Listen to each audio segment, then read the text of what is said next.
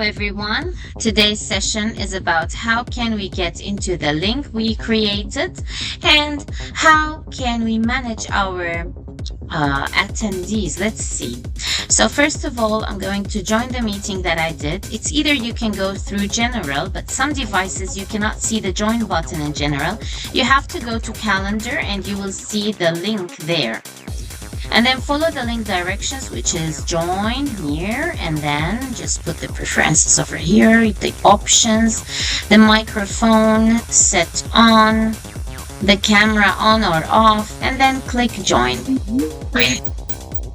All right, now as we can see, we need to share something for us, but first I need to see the attendees first, so that you can click on people over here. You will see if you have presenters or attendees.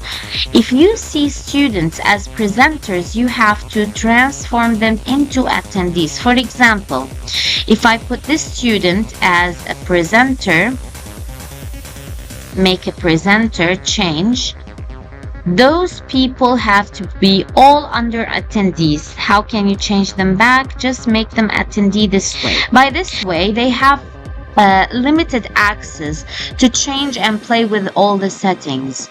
So therefore, make sure all your students are attendees, not under presenters. Now you can share through this area, share your window, share your screen, and then they will be able to see everything what you're doing. You will be able to monitor them. In order to monitor them, always share the window that you need to share them with. So don't share full screen. And then everything will be easier for you this way. You can disable the mic from this area. You can disable the mic from the top here, or disable camera. If you want to control your class more, you can do these options only if they are under attendees. Otherwise, you cannot change anything if everybody is under presenters. How do you do that? For more options, go to controls, view more options, and here you can also come and change the rules if you in case forgot to change the rules when you created the link, and you put only organizers to be the presenters. This is a very important option.